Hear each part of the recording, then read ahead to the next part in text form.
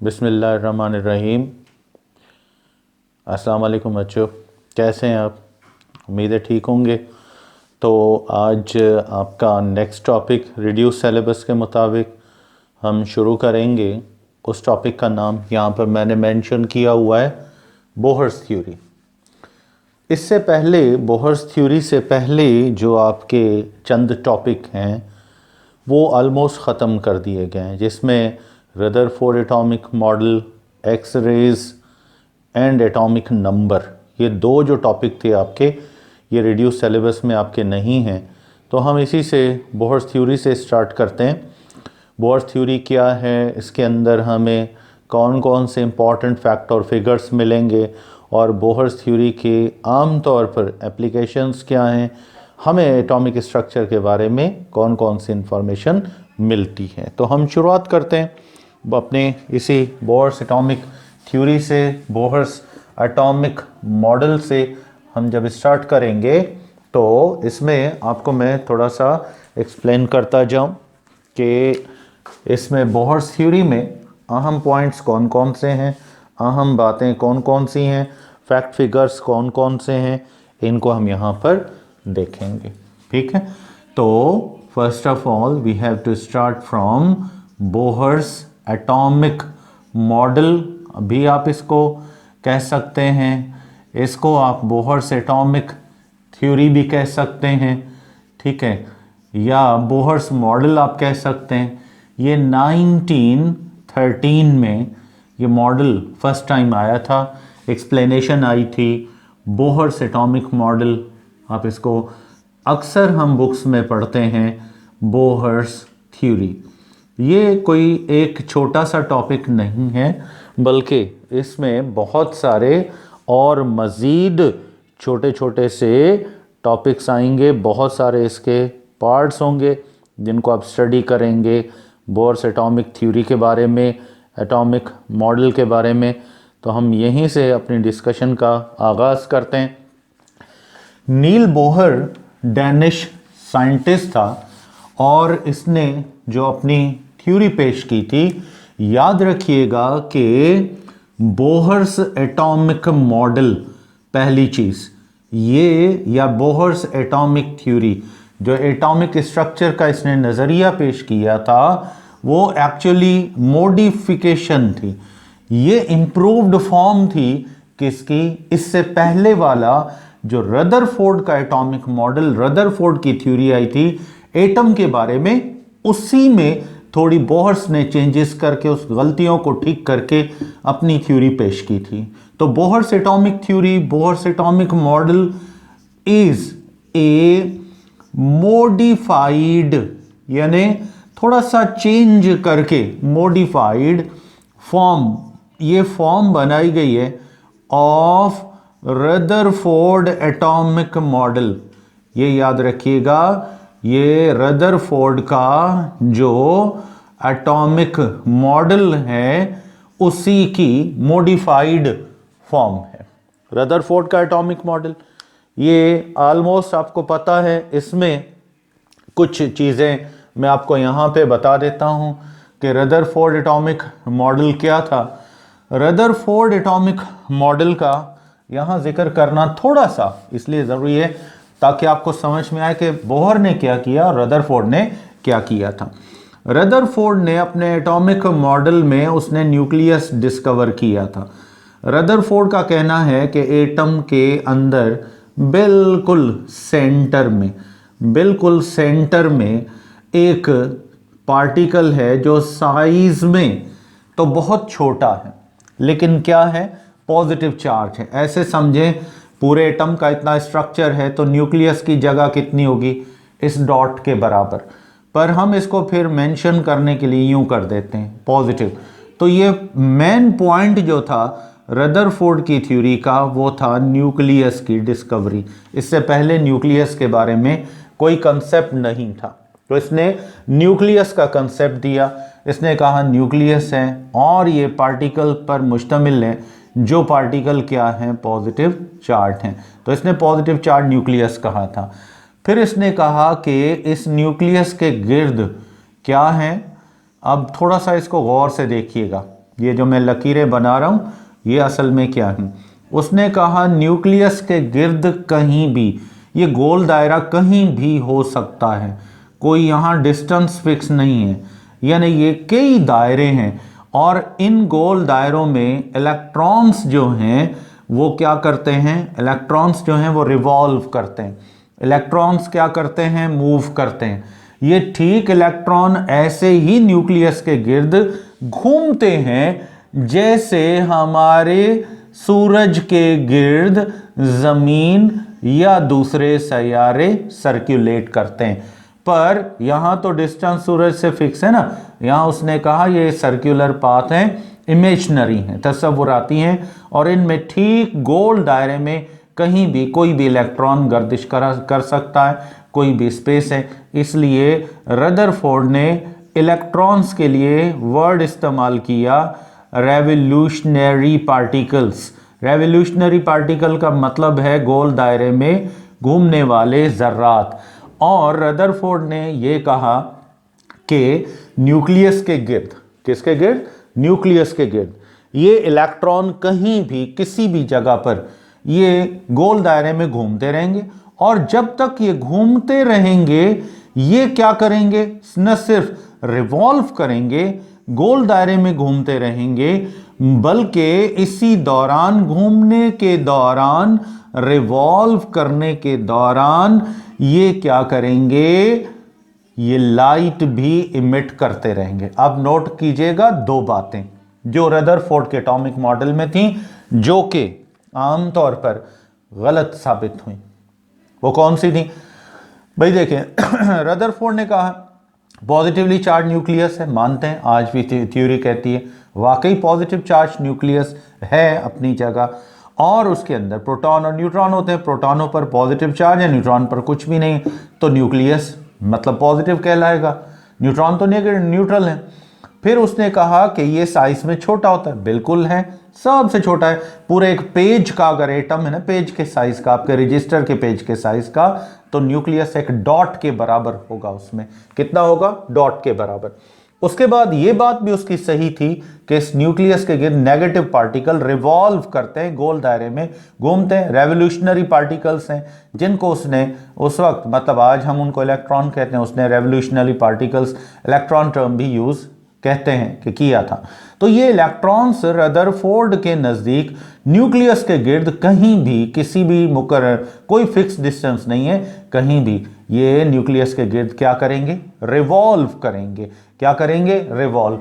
और ये जब तक रिवॉल्व करते रहेंगे अपनी एनर्जी क्या करते रहेंगे, घूमते भी रहेंगे और रोशनी इमिट करते रहेंगे, मुसलसल अपनी तवानाई लाइट की शक्ल में इमिट करते रहेंगे। यही पॉइंट रदरफोर्ड का जो था ये गलत साबित हुआ कि इलेक्ट्रॉन्स अगर रिवॉल्व कर रहे हैं तो काइनेटिक एनर्जी है, और जो वो इमिट कर रहे हैं लाइट एनर्जी है। तो एनर्जी देखें किसी भी पार्टिकल के अंदर कोई ना कोई उसकी अमाउंट तो होगी ना, और वो जब इमिट करेगा तो एनर्जी उसके अंदर जो होगी लाइट की शक्ल में, फर्ज करो इमिट कर रहा है, तो उसकी एनर्जी इमिट होते होते एक वक्त तो आना चाहिए ना जहां इसकी एनर्जी बिल्कुल खत्म हो जाए उसके अंदर जो भी है। तो ये थ्योरी यहां एक्सप्लेन नहीं कर पाई कि अगर इलेक्ट्रॉन मुसलसल रिवॉल्व करता रहे सारा दिन, सारी उम्र, तो वो अगर लाइट मुसलसल इमिट करे तो उसको एनर्जी कहां से मिल रही है, उसके अंदर जो स्टोर्ड है कुदरती है, वो एक वक्त आएगा खत्म हो जानी चाहिए, और ये इलेक्ट्रॉन रुक जाना चाहिए। ये रुकेगा, न्यूक्लियस अट्रैक्ट करेगा इसको, इसकी एनर्जी खारिज करते करते आखिर खत्म हो जाएगी, और ये न्यूक्लियस में ये रुकेगा, न्यूक्लियस अट्रैक्ट करेगा, गिर पड़ेगा, ये तबाह हो जाएगा।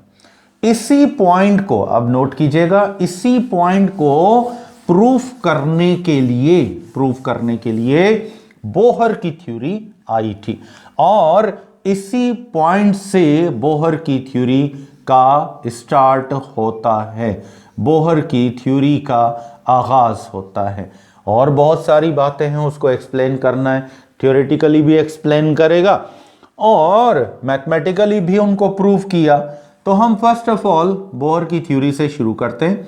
बोहर कहता है कि ठीक है, रदरफोर्ड के मुताबिक भाई एटम गोल दायरे की शक्ल में होता है, गोल होता है, उसने कहा बिल्कुल है उसकी शेप, जैसे पिंग पोंग टेबल टेनिस का बॉल होता है इसी तरह गोल बॉल की तरह होता है, ठीक है, गोल दायरे इसके अंदर, ठीक है, न्यूक्लियस पॉजिटिव चार्ज है मान लिया, ये भी मान लिया गोल दायरे हैं, ठीक है, और इसमें ये भी मान लिया कौन से पार्टिकल्स हैं, नेगेटिव चार्ज पार्टिकल्स हैं, रिवॉल्व कर रहे हैं, इलेक्ट्रॉन्स कहा जाता है इनको, इलेक्ट्रॉन डिस्कवर हो गए थे। तो इस दौरान इसने इनको रेवोल्यूशनरी पार्टिकल्स नहीं कहा, इलेक्ट्रॉन टर्म यूज़ किया। 1913 की बात है, उससे पहले इलेक्ट्रॉन आ गया था, 1889 में इलेक्ट्रॉन डिस्कवर हो गया था।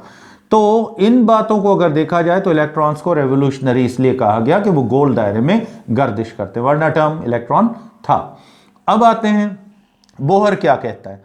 रदरफोर्ड कहता था कि ये जब इलेक्ट्रॉन होते हैं तो ये न्यूक्लियस के गिर्द कहीं भी हो सकते हैं, यहां पर यहां पर यहां पर कहीं भी हो सकते हैं, लेकिन इसने बोहर ने इस बात को रिफ्यूज कर दिया।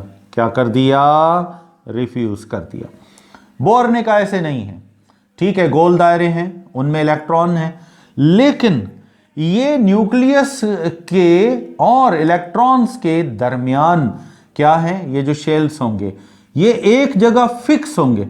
अब इलेक्ट्रॉन ऐसे नहीं यहां गर्दिश करते करते यहां आ जाए, यहां आ जाए, यहां पे नहीं, ये बीच में जो आप व्हाइट स्पेस देख रहे हैं, बोहर कहता है यहां इलेक्ट्रॉन नहीं आएगा, यहां नहीं आएगा, और ये एक फिक्स डिस्टेंस पर गर्दिश करेगा।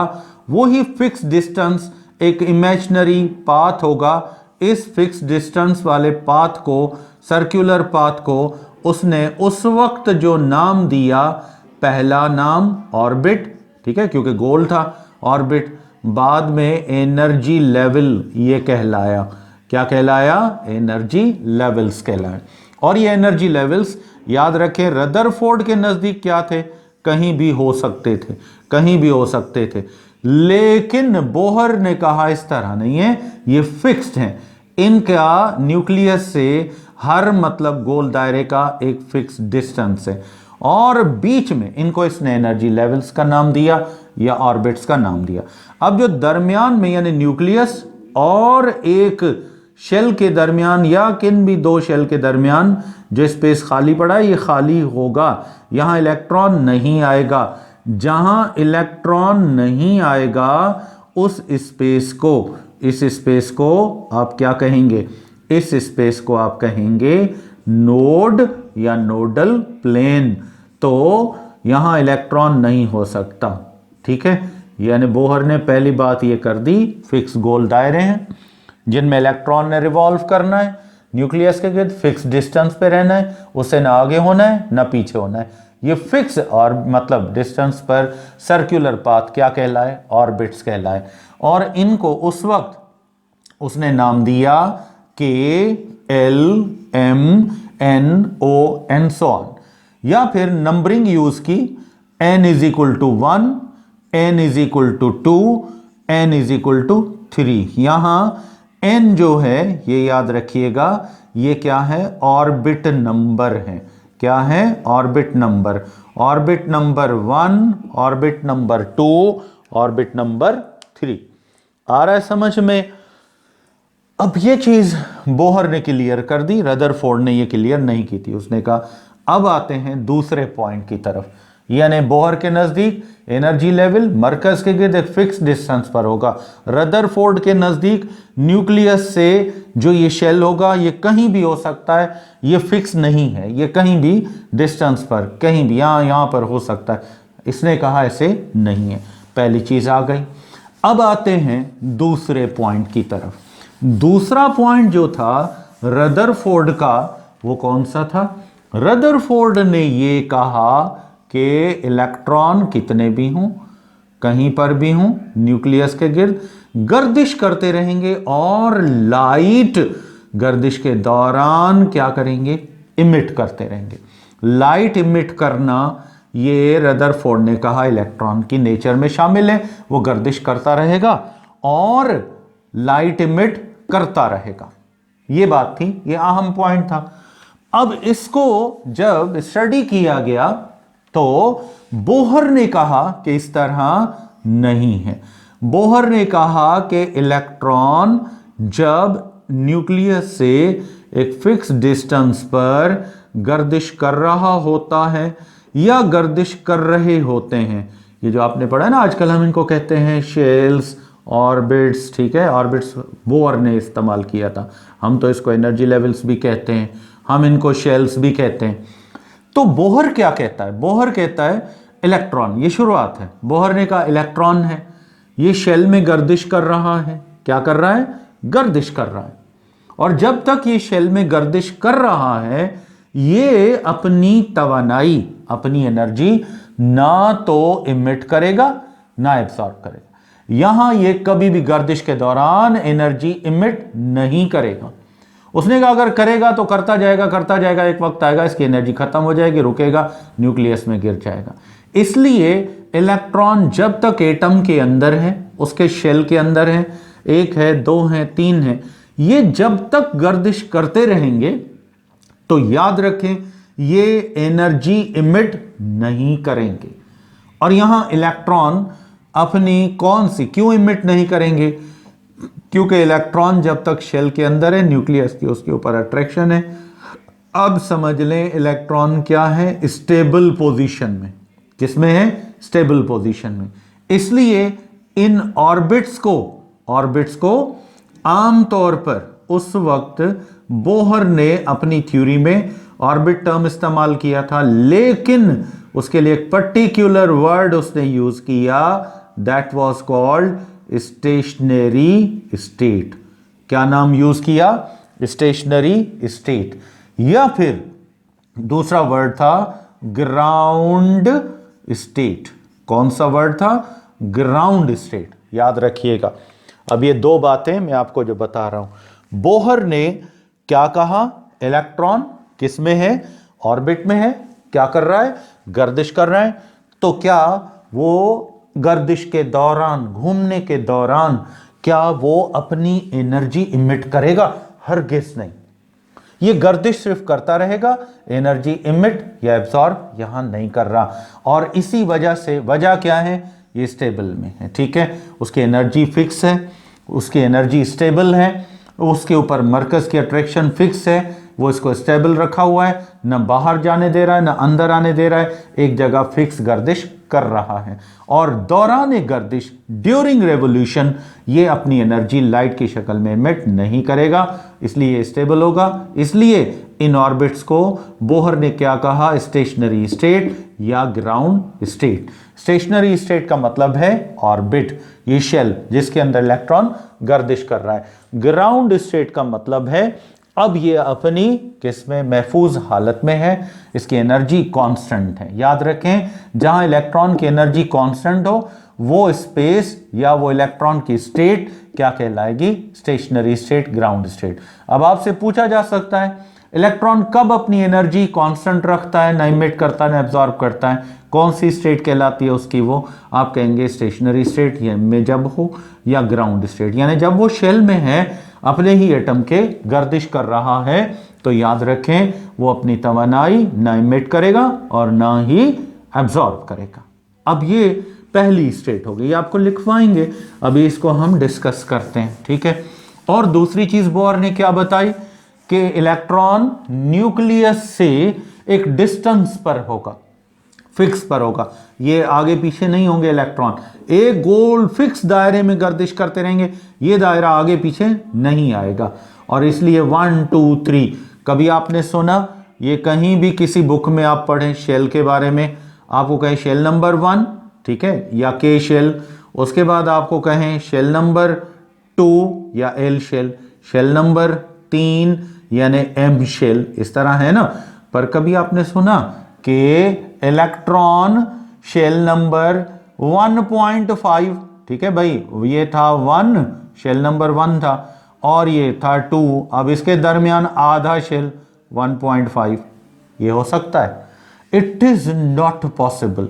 1 पूरा सुना होगा, 2 आपने सुना होगा, 3। अब मैं आपसे कहूं कि शेल नंबर 2.7 कौन सा है, तो आप क्या बताएंगे? आप कहेंगे एग्जिस्ट ही नहीं करता।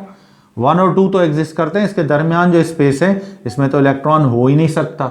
आता ही नहीं है, नोड है, नोडल प्लेन है, यहाँ तो होगा ही नहीं, तो फिर आप 2.7 कैसे कह रहे हैं? या 2 और 3 के दरमियान या 2 है या 3 शेल नंबर है, बीच में स्पेस जो है ये खाली है, यहाँ इलेक्ट्रॉन आ ही नहीं सकता, तो इसलिए 2.7 का शेल एग्जिस्ट नहीं करेगा। हाँ, अगर कोई कहे 2.7 का शेल कौन सी थ्योरी में एग्जिस्ट करेगा, आप कहेंगे रदरफोर्ड की थ्योरी में। वो कहता है कि कोई स्पेस खाली है ही नहीं, कहीं भी इलेक्ट्रॉन हो सकता है। तो यहां तक बात समझ में आ गई। तो अब आते हैं दूसरे, फिर हमें ये थ्योरी मिली प्लांक्स की कि एटम जो होते हैं वो एनर्जी इमिट भी करते हैं और एनर्जी एब्जॉर्ब भी करते हैं। ये कैसे होता है? इसके लिए बोहर की थ्योरी आगे इलेक्ट्रॉन के लिए बताती है कि आमतौर पर यूं होता है कि एक इलेक्ट्रॉन है यहां पर है, ठीक है, वो पेयर में भी हो सकता है, वन पेयर्ड भी हो सकता है, पर है किस में? ये शेल नंबर 1, ये शेल नंबर 2, ये शेल नंबर 3। अब ये इलेक्ट्रॉन जो शेल नंबर किस में है? 2 में है, इसको बाहर से क्या मिला? रोशनी मिली। रोशनी के जर्रात को आप क्या कहते हैं? फोटॉन्स। याद करें Planck's theory, Planck's quantum theory आपने पढ़ी हुई है। प्लांक्स ने हमें बताया कि एटम रोशनी जज़ब भी करते हैं, खारिज भी करते हैं, फिर उनकी स्पेक्ट्रम बनती है, delta E is equal to h nu. याद होगा आपको फार्मूला, आपने प्लांक्स की थ्योरी में पढ़ा, और क्वेंटाइजेशन ऑफ एनर्जी भी आपको बताया था। वही चीज यहां पर इसमें बता रहा है। अब बोहर को यह भी रिप्लाई करना था कि भाई फिर अगर वो एमिट और एब्जॉर्ब नहीं करता तो रदरफोर्ड की थ्योरी तो अपनी जगह, फिर वो प्लांक्स की थ्योरी, दोनों गलत हो गए। रदरफोर्ड ने तो प्लांक्स थ्योरी को फॉलो किया है, वो कहता है कि रोशनी एटम जज़ब भी करते हैं और खारिज भी करते हैं। चीज यही आ गई।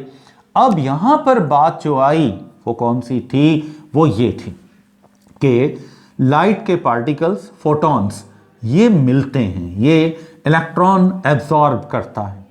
अगर इलेक्ट्रॉन लोअर एनर्जी लेवल में है, यानी सेकंड शेल में है, अब ये क्या करेगा? 1 फोटॉन एब्जॉर्ब करेगा, इससे टकराएगा, ये 1 फोटॉन एब्जॉर्ब करेगा और ये इलेक्ट्रॉन अब किस में चला जाएगा?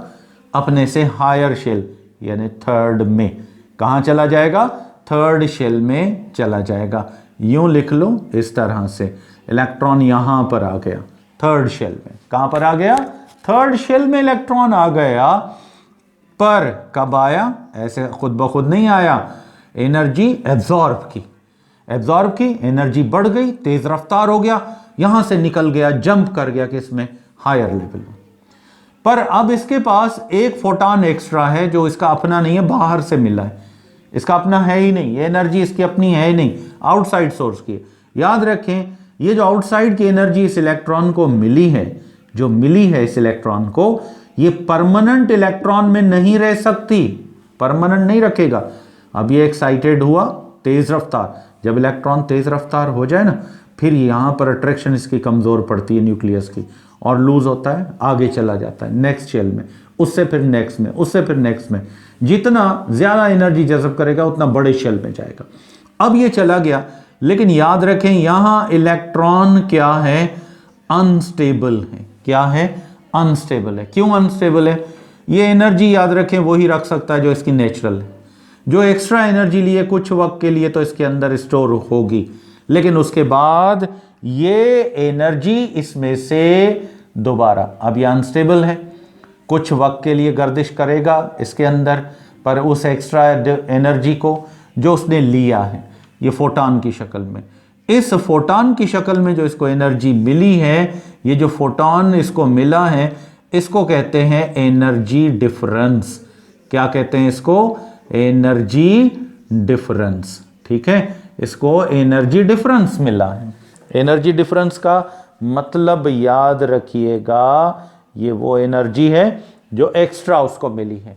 एनर्जी डिफरेंस टर्म बोहर की थ्योरी में जब भी यूज करोगे तो इससे मुराद क्या होगी? ये वो फोटॉन्स होंगे जो एक्स्ट्रा बाहर से, आउटसाइड सोर्स से इसको मिले हैं। किसको मिले? इलेक्ट्रॉन को मिले। अब इलेक्ट्रॉन को अनस्टेबल कर दिया इसने, एनर्जी मिल गई, एक्सेस में आ गई। ये इलेक्ट्रॉन कुछ मतलब एनर्जी गेन करने के बाद स्टेबल नहीं, तेज रफ्तार हो चुका है, काइनेटिक एनर्जी बढ़ चुकी। याद रखें लाइट के पार्टिकल्स होते हैं फोटॉन, ये लाइट एनर्जी इलेक्ट्रॉन के अंदर जब दाखिल होती है तो ये किस में चेंज होती है, काइनेटिक में चेंज होती है। और काइनेटिक में जब चेंज होती है रफ्तार बढ़ती है, अट्रैक्शन कमज़ोर पड़ जाती है, फिर ये हायर लेवल में चला जाता है। अब ये इलेक्ट्रॉन कुछ वक्त ये एनर्जी अपने पास रखेगा, उसके बाद यही एनर्जी दोबारा याद रखिएगा इसमें से उसी सेम फोटॉन की शक्ल में, उसी एनर्जी डिफरेंस की शक्ल में क्या होगी, वापस होगी, इसमें से निकलेगी। और इलेक्ट्रॉन अपनी वही सेम हालत में वापस आएगा, अपनी असल जगह पर दोबारा आ जाएगा, जब तक कि वो डिफरेंस ऑफ एनर्जी, वो एक्स्ट्रा एनर्जी जो उसने गेन की हुई थी वो दोबारा क्या कर देगा, वापस कर देगा। क्या कर देगा, वापस कर देगा और अपनी असली हालत में आ जाएगा। तो बोहर कहता है कि एक शेल से दूसरे शेल में जाने के लिए उसको एनर्जी जो चाहिए, इसको डिफरेंस ऑफ एनर्जी कहते हैं, डेल्टा डिफरेंस के लिए, चेंज के लिए, ई एनर्जी के लिए। तो एक इलेक्ट्रॉन को जो डिफरेंस ऑफ एनर्जी चाहिए वो याद रखें, बोहर कहता है एक फोटॉन के बराबर। यानी एक शेल में है, एक फोटॉन एब्जॉर्ब करेगा, नेक्स्ट शेल में जाएगा, फिर एक और एब्जॉर्ब करेगा, नेक्स्ट शेल में जाएगा, फिर एक करेगा नेक्स्ट में। तो आपको पता है ना क्वेंटाइजेशन का प्रोसेस आपने पढ़ा हुआ है, एक साथ तो वो 3-4 करता ही नहीं है, लगातार नहीं करता, इसलिए एक करेगा हायर में जाएगा, और करेगा और हायर में, और करेगा और है, फिर वही वापस करेगा, फिर लोअर में आएगा, फिर वापस करेगा, फिर लोअर, जहां से वो चला है आखिर एक टाइम आएगा वो अपनी असली हालत में वापस आएगा जहां से वो चला था इलेक्ट्रॉन।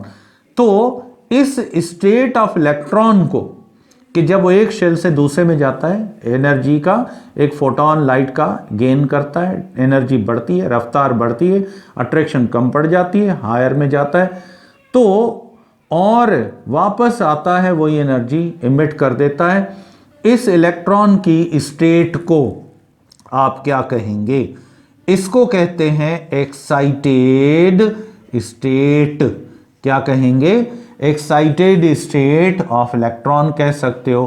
कभी कभी इसके लिए गैसियस स्टेट ऑफ इलेक्ट्रॉन भी कहा जाता है।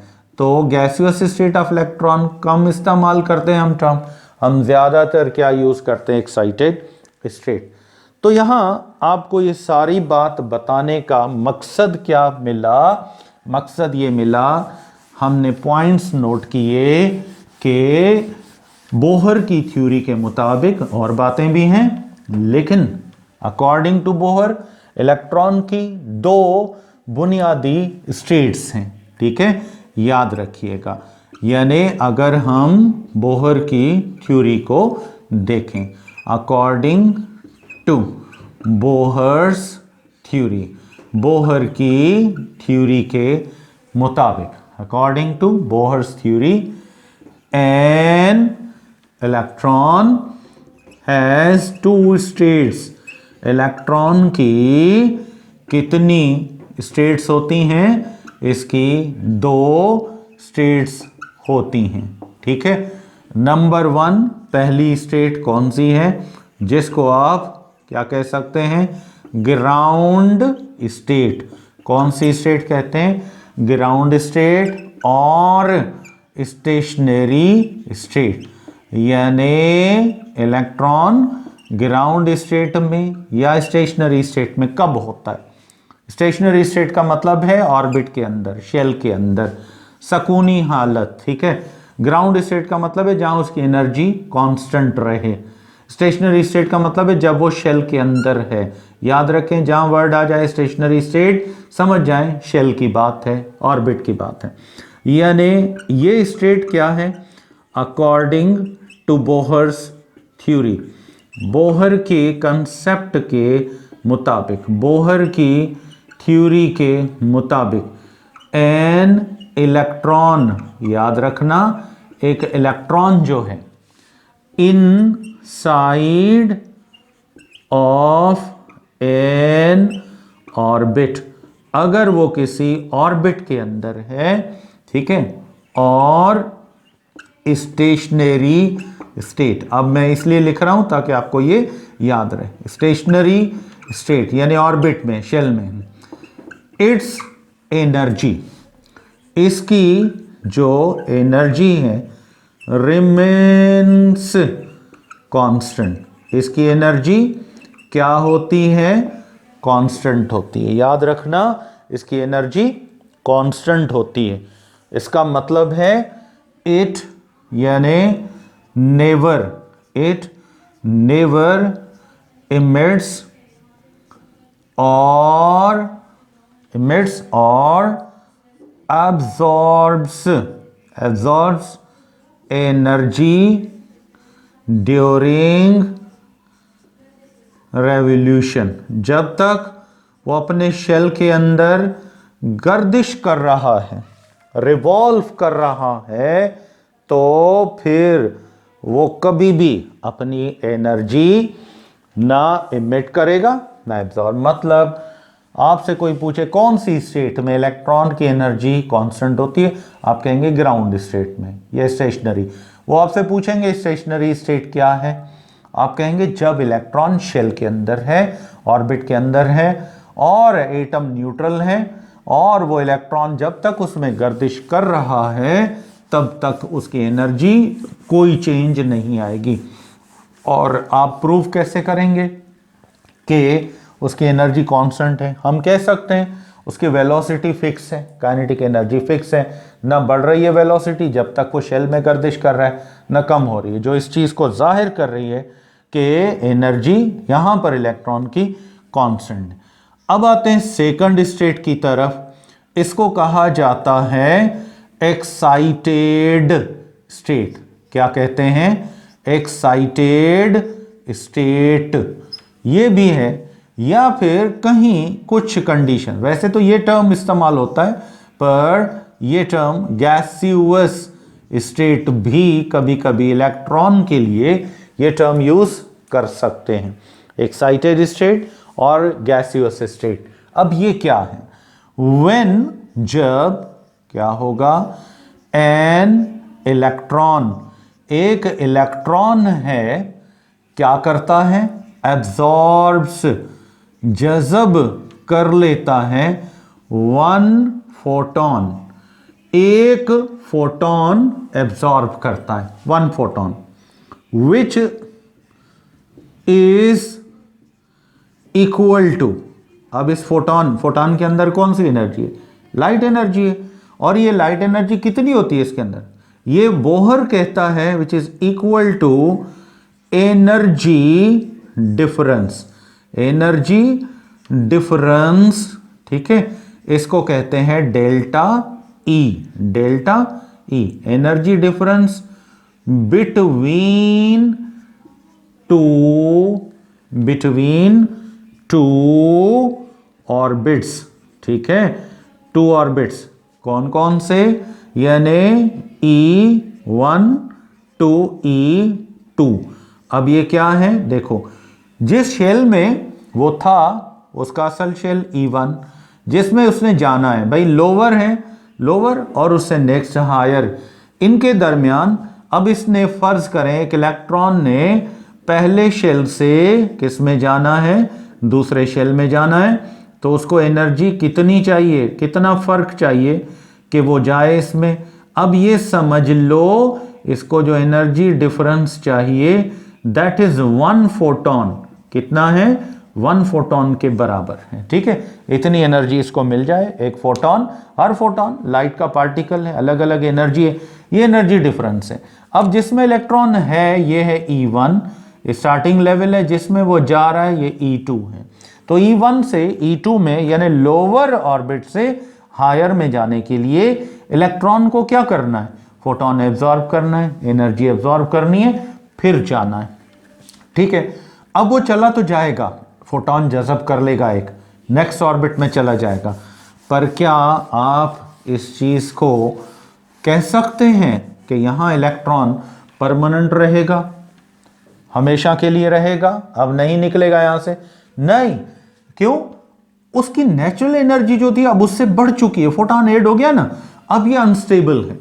यहां लिख सकते हैं कि हियर दिस इलेक्ट्रॉन, यहां पर ये जो इलेक्ट्रॉन है इज हाईली अनस्टेबल।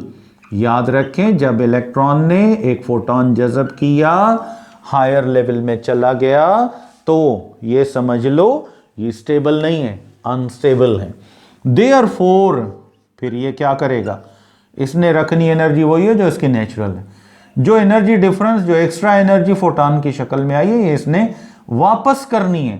अब वापस कैसे करेगा, ये दोबारा उसमें से एक वक्त आएगा, इमिट होना शुरू होगी, और ये इमिट होगी, ये वापस अपने शेल में आ जाएगा।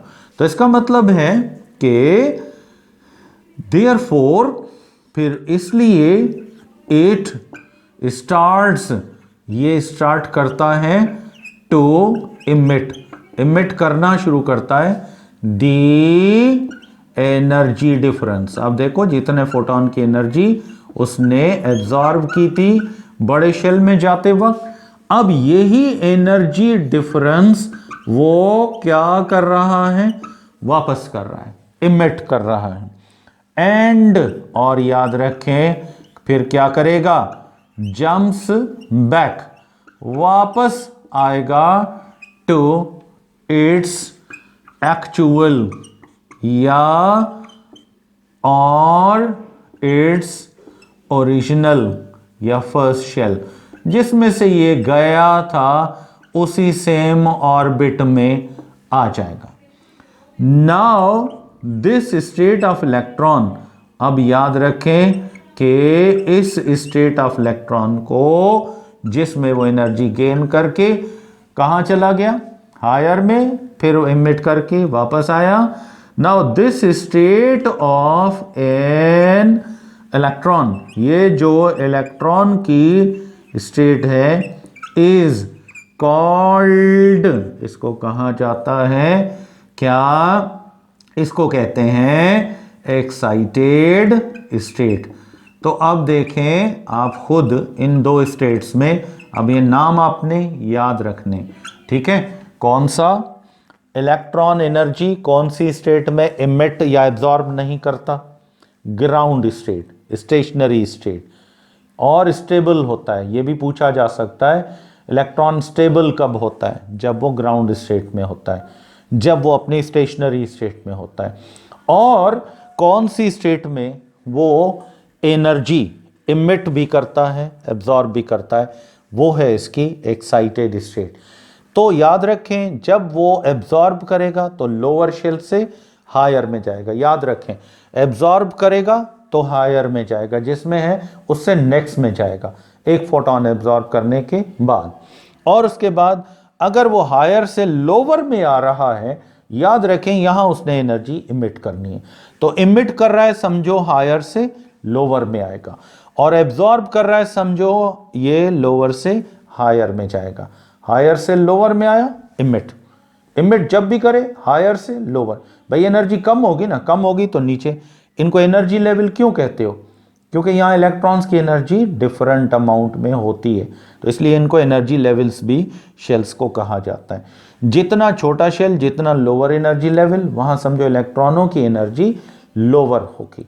ये स्पेस फिक्स होता है न्यूक्लियस के गिर्द, जहाँ इलेक्ट्रॉन आएगा ऑटोमेटिकली उस स्पेस में बाकी इलेक्ट्रॉनों की जितनी एनर्जी होगी उतनी वो इलेक्ट्रॉन रखेगा, बाकी उसको डिफरेंस को वो इमिट कर देगा, तब आ सकता है छोटे शेल।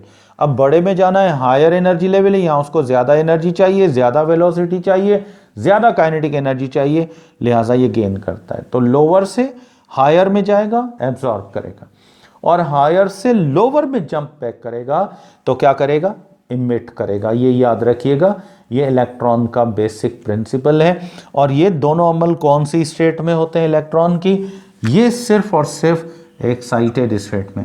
जब तक एटम में इलेक्ट्रॉन गर्दिश कर रहा है, ना वो इमिट कर रहा है, ना वो एब्जॉर्ब कर रहा है, ना हायर में जा रहा है, ना लोअर में, जब तक गर्दिश कर रहा है तो समझ ले इलेक्ट्रॉन कौन सी स्टेट में है, ये ग्राउंड स्टेट में है। कौन से हैं, ग्राउंड स्टेट या स्टेशनरी स्टेट में हैं। तो अब यहाँ तक हमने आज अपना लेक्चर हम यहाँ पर एक सिंपल पॉइंट से स्टार्ट किया था। पॉइंट तो बहुत सारे हैं, आप आगे इनके बारे में और भी पढ़ेंगे। यहाँ पर हम आज अपना बेसिक पहला पॉइंट जो था इसको क्लियर कर लिया है, इसको अच्छे तरीके से आप स्टडी करेंगे, ठीक है। और आगे हम जब जाएंगे तो उसमें देखेंगे कि मैथमेटिकल कंसेप्ट हमारे पास क्या है। इलेक्ट्रॉन ये कैसे साबित करेंगे मैथमेटिकली, इक्वेशन से, कि इलेक्ट्रॉन शेल के अंदर है, ग्राउंड स्टेट में है या एक्साइटेड में, या जहाँ जिस स्पेस में इलेक्ट्रॉन है वो स्टेशनरी स्टेट यानी ऑर्बिट है, एनर्जी लेवल है, या फिर कोई और स्पेस तो नहीं है। तो ये कैसे साबित करेंगे, ये नेक्स्ट हम इक्वेशन बेस्ड हमारा लेक्चर होगा। उसमें हम देखेंगे एंगुलर मोमेंटम इलेक्ट्रॉन की, उसके बाद उसकी वेलोसिटी, उसके बाद उसका ऑर्बिट का कंसेप्ट, ऑर्बिट कैसे हम मालूम करेंगे, वो स्पेस ऑर्बिट का कैसे हम कहेंगे उसको क्या है। तो आज यहाँ पर हम लेक्चर को ख़त्म करते हैं। टिल नेक्स्ट लेक्चर आप मुझे इजाज़त देंगे। थैंक यू एंड अल्लाह हाफिज़।